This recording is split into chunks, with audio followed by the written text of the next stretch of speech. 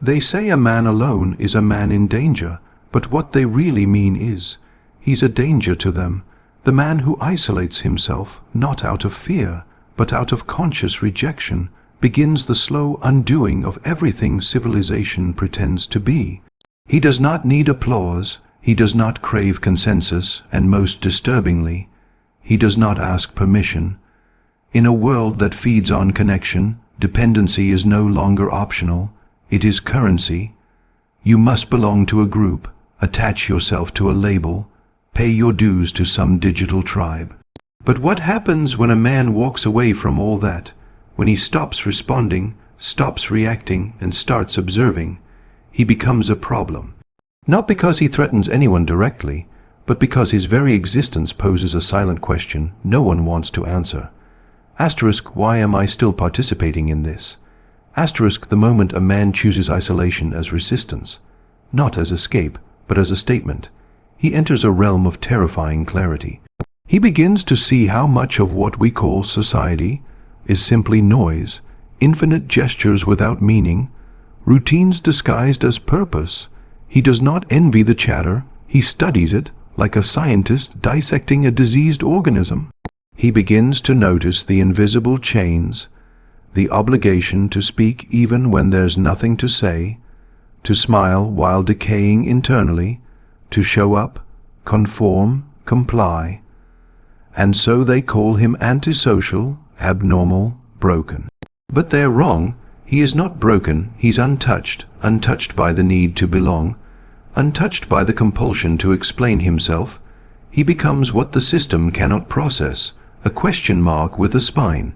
What unnerves people isn't his silence, but what it implies, that participation is a choice, and worse, that it may be a bad one, that the roles they've dressed themselves in, the career title, the social status, the curated identity, are just elaborate costumes. The man who needs no audience forces everyone else to confront their addiction to one. He does not lash out, he does not protest, he merely exits, and in doing so, he introduces a new kind of defiance, one without slogans or banners, just the unshakable clarity of self-containment. It's a rebellion not of noise, but of absence, and that absence is deafening. Because what society fears most is not the loud radical or the violent dissenter. It is the quiet man who has seen through the whole performance and no longer claps at the end of the act. He's not outside the system, throwing rocks at its walls. He's simply walked through an unlocked door and now stands alone in a field, watching the tower crumble behind him, and this terrifies them, because if he doesn't need them, maybe they don't need each other either. Maybe the whole thing only worked because no one dared to leave, and now someone has. Asterisk, asterisk, you cannot control a man who finds peace in his own absence. And that is why he is dangerous. Asterisk, asterisk, when a man detaches himself from the scaffolding of social life, when he stops reaching outward for approval, something strange begins to happen. He's no longer recognized. The familiar mechanisms of identification, validation, even concern begin to fail. People can't place him. He becomes less of a person and more of a silhouette, and in their confusion they label him mad. This is not madness in the clinical sense, but something far more insidious, the assumption that anyone who strays from the consensus must be malfunctioning. His stillness appears suspicious, his silence threatening. A man who doesn't laugh when others laugh, who doesn't explain himself, who doesn't chase attention, is no longer one of them, and because they cannot understand him, they assume he must be unwell, but he is not unwell. He is simply awake. To need nothing from the crowd is a radical act. Most people leave as mirrors, reflecting whatever is shown to them, measuring their worth by the reactions of others. This man, however, has shattered his mirror. He no longer reflects, he simply is. And when someone refuses to bend to the rules of shared delusion, they are cast out, not because they are wrong, but because they are inconvenient. He reveals too much by existing. He shows what it looks like to live without the constant hunger for praise, pity, or partnership. That kind of freedom is dangerous precisely because it's so unfamiliar.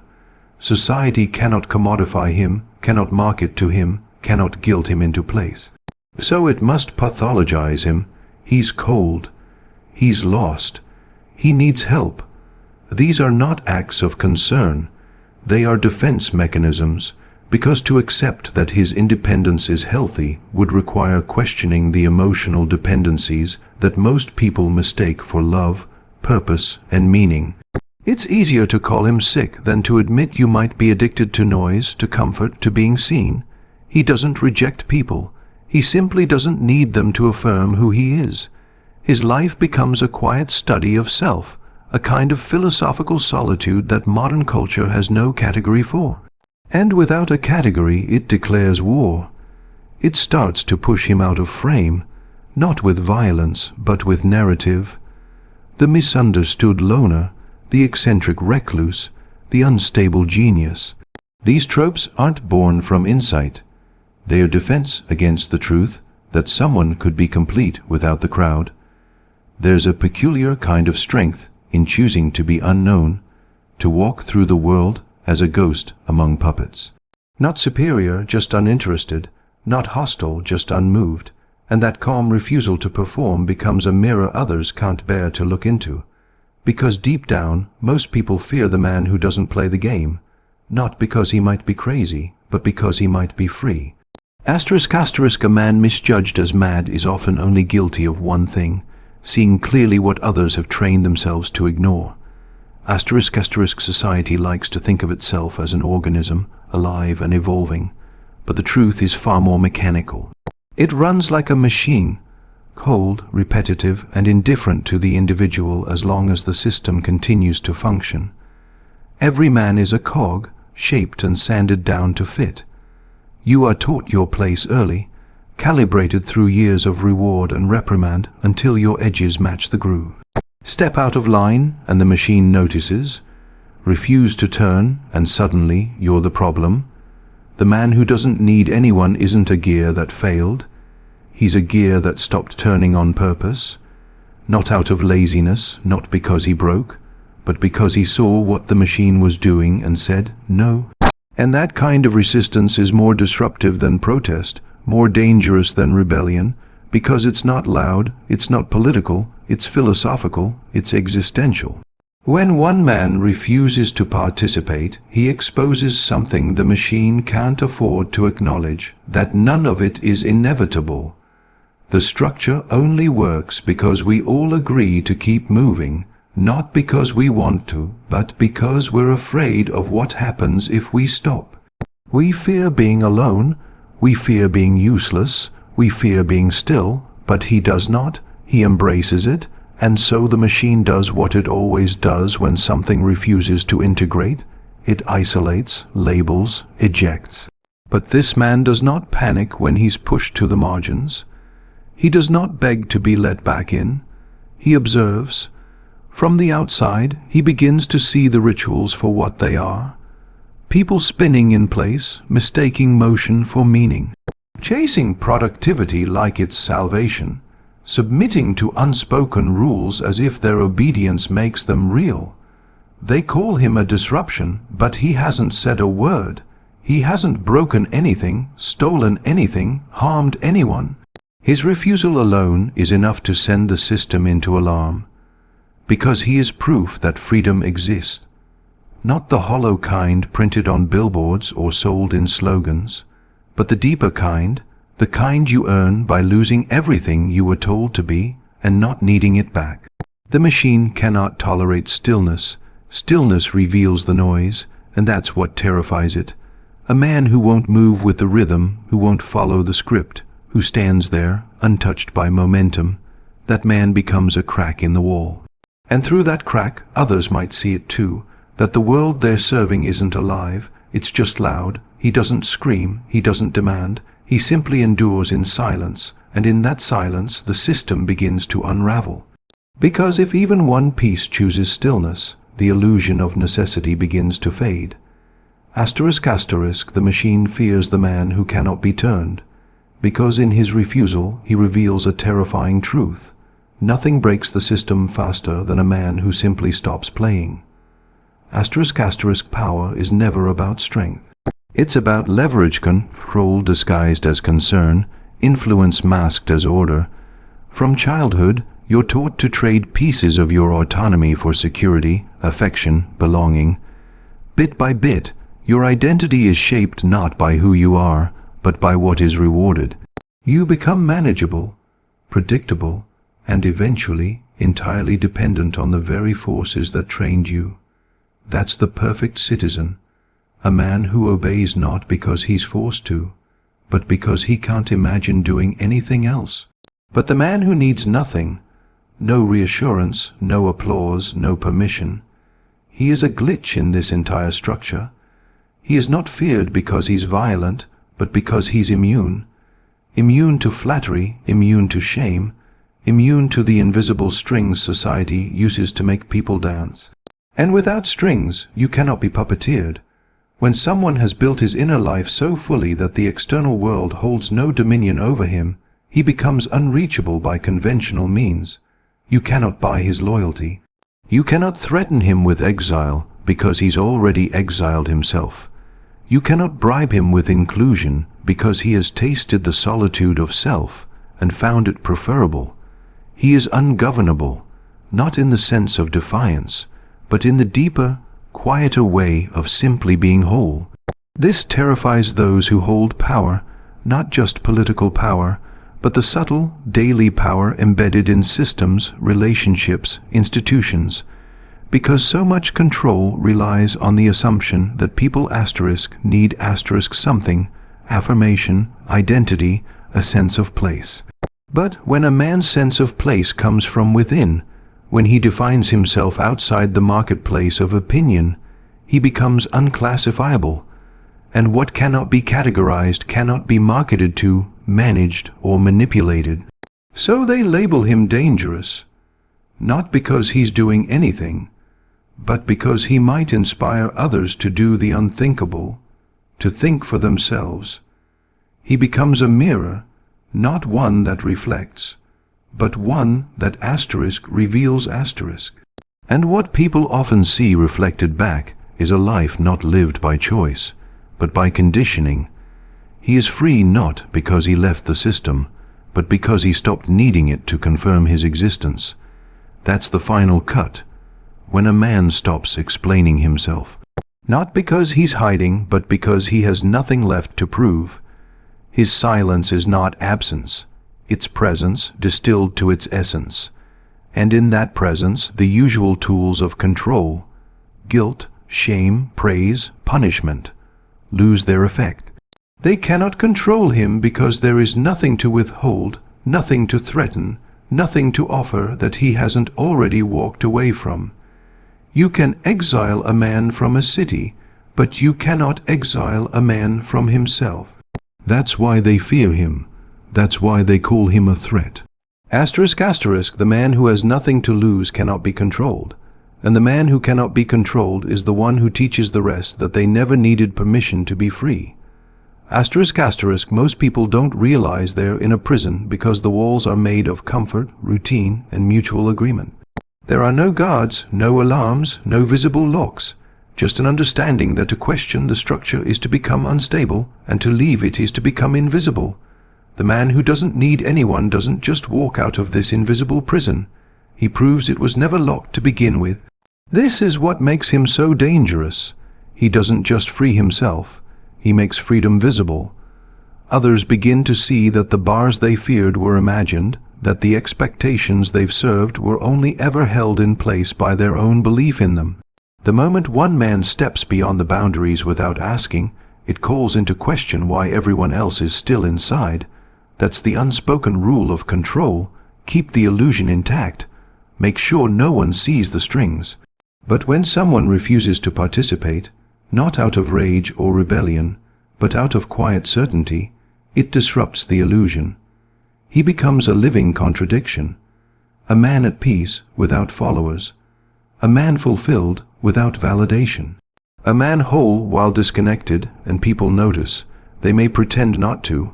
They may mock him, dismiss him, label him eccentric, but deep down something stirs, a suspicion that maybe they've accepted limits that were never real. His very presence becomes a kind of sedition. He doesn't shout. He doesn't persuade. He simply exists, untouched by the rituals everyone else believes are essential. He doesn't show up for the performance.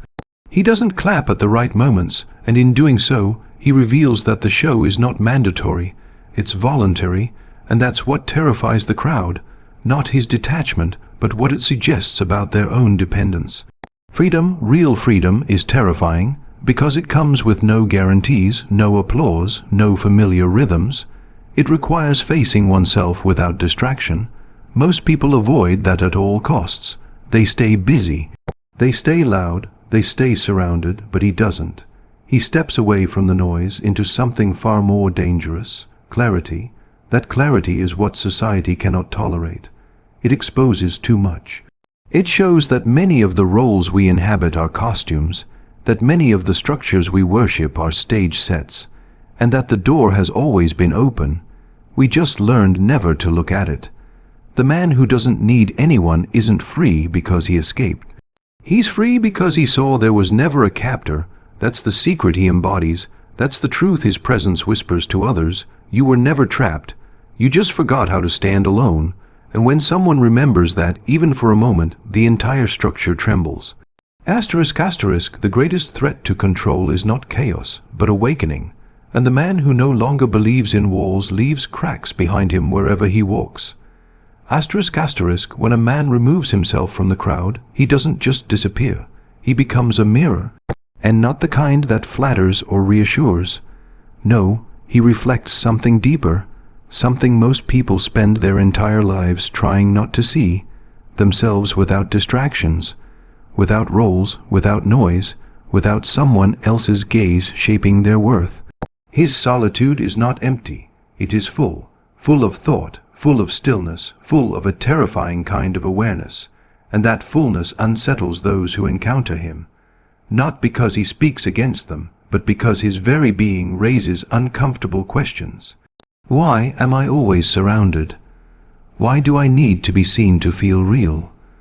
Why am I afraid to be alone?